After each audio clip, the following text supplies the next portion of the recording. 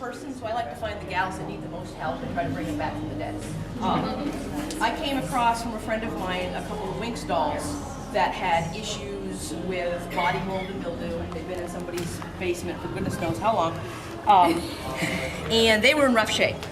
So basically the first thing I do, because goodness knows what's living in old hair, I would take the doll and I would cut all the hair off using, you know, whatever pair of scissors you can come up with to get it out of the way. Then, depending upon whether I want to save the paint or wipe the paint, I will maybe try to get the primary dirt off first with soap and water. Then I would take acetone, which again, plug for auto parts. Any place that sells fiberglass resin for boat building and auto body repair would have pure acetone. You can use nail polish remover. It's just you got to be careful because nail polish remover tends to have lotions and things to help your skin, where the dolls, they don't need that. You know, and the pure acetone tends to work a lot better. So the paint will come off with pure acetone. I stress only on the vinyl heads because acetone does strange things to smooth plastic. It makes it kind of tacky and strange. Your body is, watch out. Exactly. The gem body. The gem body is not cool for acetone, but I guess I should say it's another whole separate panel we did a while back, but removing the heads is fairly simple. A little bit of hot water on the neck until the bulb slides out. A normal body is great. This was a beast. As you can see, the horse thing that was left, because this was the sensational Techna from Winx, and it had a method with the magnet made her sing once the microphone was put up to her face. So getting the head off of this one was, oh my God. But, you know, normally it's not quite so bad. Gem, you gotta be careful because their necks split, but again, just nice and easy, a lot of heat, whether it's heating pad, hot water, whatever your method of choice, again. How long would you run it under like hot water? You will know. Basically, Okay. you're there, you know, you're running it under hot water, and you start to pull. Okay, it's not stretching as much as I want. You just keep hitting it with hot water. And again, you can't drown her, so it's okay.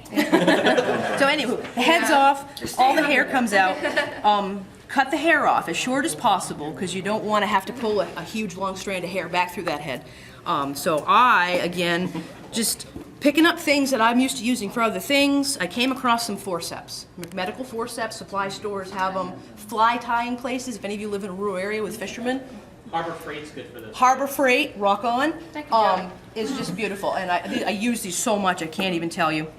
So basically, you try to pull out as much as you can by reaching up inside the neck. Obviously, the hole is teeny weeny tiny. I'm a crocheter, obviously. The dolls over there were all my creations.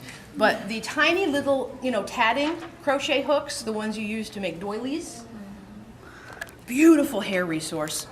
You get in there and the hook is small enough not to pop up through your holes, but you can get the hair out. You can pull it out, pull it out, pull it out, tweezers to get the bunches. Very simple. It takes a little bit. I would probably do that first, then give the head a bath. Again, wipe the paint with acetone if that's what I was going to achieve. Let's say she had great paint, mold spots. What am I gonna do? Dollar store, CVS, Walgreens, 10% peroxide acne cream is a godsend. It's beautiful. You throw it on the head. My method is to put it on a spot, let's say an ink spot, permanent marker. Oh, that's ruined. I can't get permanent marker off. Oh, no, you can get it off. It's no problem. You put it on the spot. I get up in the morning to go to work. I would treat the dog. I'd let her sit until the next morning. I'd wipe it off, throw some more on, do it again. I put a little daub on my finger and just make sure I can't see any of the stain through the daub. And you know, again, you'll find that it's kind of dried out by the next morning. It works better when it's in its wet form because that's how you use it on your face to dry up, you know, whatever issues you're having. So you scrape it off. You scrape it off and you just reapply it. Some stains, if they're bad stains, will take a month or more, but it will come out. It will eventually come off the surface. She showed me some dolls that need some major help. Totally safe. Totally solid. Do you have to keep it in the dark? I thought I read it. No, I don't even bother. I set her up with my other dolls so she can be all happy. Well, bleaching. You'd think the sunlight's bleaching, right? And she just sits in my room next to my dollies until, you know, she's free and clear. So, okay, hair's off, stains are gone. Let's say it only took about a week to get rid of it. This body was covered with mold. And as you can see, she's very pale. I mean, Can I show you the cute shirt? and you see these guys are easier too because they have rubber flexible arms and sometimes it's easier to get it off flexible Like stuff. maybe there's a smidgen. Exactly. There's a little bit more, and I might hit it some more later. It takes time. Just be patient with the guys. I have so much patience. I can't even tell you to do this stuff. But I love this kind of thing. So okay, we have our blank doll. That means almost time. Next step, you want to put the hair back in the dollyhair.com, my favorite place in the whole wide world. Love it. It's every color known to man and woman alike. It's just beautiful. It's just got some examples. I have some for sale. Yep, Omar's Mix is this color. This is a pony head request to your girl. I'm doing for a friend of ours. Jem's color. That's obviously, I have streaks of this and this doll. You know, again, depends upon what you're actually doing. You pick your beautiful colors. Decide what you want to do, and let's see if I can do this as an example. Tools of the trade with rooting. Again, your scissors, another pair of forceps or pliers even, a light pair of pliers would probably work great. Sometimes the needle and the hair, you have to kind of give it some help to get it through the head. So you give it a little tug, no big deal. So you got your tools. Let's see, Joann's Fabrics and any place that has sewing supplies sells darning needles for socks. They're beautiful for gem heads because they're long and they come out the neck without an issue. She's a small head, so I was able to use a thicker, regular sewing needle to do the same thing. It gets out just enough to grab and pull through. Now, not pulling hair through yet. One thing Shavana taught me, dental floss. It's waxed. You don't want the minty stuff because it's not cool. But it's just waxed enough. You can't even get it open. There we go. That when you use it to pull the hair through, you don't damage it like the eye of a needle would. I've had it cut hair before, or what you pull through has just got that kink in it, and if you don't knot it in the right spot and pull it back, you're left with a hair follicle, the little rub root that's just not cool. So basically, let's see if I can do this really quickly. I don't have any hair plugs ready, so we're just going to pretend there's going to be hair on it. So what I would do is find my hole. It's personal preference as to where you start, but I start from left to right, bottom up. Sometimes I do a patch here and there just because I'm bored, but that's all personal preference. Again, tiny neck hole. Sometimes a flashlight helps because you can see through the holes. And that's also how I tell if all the hair is gone, is I'll try to flashlight in, take a peek. Oh, there's a tuft I missed, get in for it, So basically, down through the neck. And of course, getting dental floss through the eye of a needle is easy. Well, I say that and I'm having issues. But getting, let's say a 20 to 14 strand hair plug through a needle eye, no, not so cool. This one was done before I knew about dental floss. And I'm telling you, there we go. Oh, come on. It's the lighting in here is kind of poopy. There we go. All right. So that's through. Again, just like you would sew something, you would pull the floss through gently. Your hair plug, you have it already made. One way to make it go quicker for myself is I'll take a tuft of hair already and have it all ready to go. I'm very attention to detail, and I'll actually spend time making the hair straight so I don't lose any.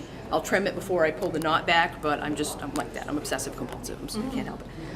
You would have your hair plug, you would put it through, and basically you're just using the floss to pop it through. And the vinyl will stretch and will heal itself back again, so if there's a little bit of tension, that's good. It keeps the hair secure. You'll have some hair sticking out the neck hole. Let's say the floss is the hair. You will tie a knot in it. I trim the ends. Again, that's me. I don't want a whole ball of hair up inside my dolly's head. And then you just pull it back. Nice and snug. You have a hair root. And you just do that about 1 billion times, then you will have, a doll. She's in progress. Let's see. This one is one that obviously I completed a root. She is eventually going to be a Winx Fairy Astral. The Winx dolls have kind of funky, streaky hair, so I tried to do that very similar in the colors that I chose. So again, I finished rooting, so now what do we do? Well, we want to try to put a face on her. First thing I would do is sit down, maybe sketch something out, just give me an idea of where I want my colors to be. And again, if you're recreating a gem doll, in the cartoon she has this sort of eyeshadow. Maybe I want to make her like a cartoon, which this Astral that I made is pure cartoon. I actually painted the coat because I couldn't find fabric that I liked to even attempt. Fabric paints, again, Joann's Fabrics has everything you can possibly imagine. Hobby Lobby, Michaels, there's none close to me, so I usually end up with Joann's. But painting the fabric, again, sewing the coat. I don't like power tools, so I'm not a big sewing machine person. I guess I'm afraid of sewing machine. But I hand sew. Everything was hand sewn. I do better at hand sewing, I think, than anything else. But anyway, you make your outfit, obviously, to kind of call it. But again, cartoon fashion. I went cartoon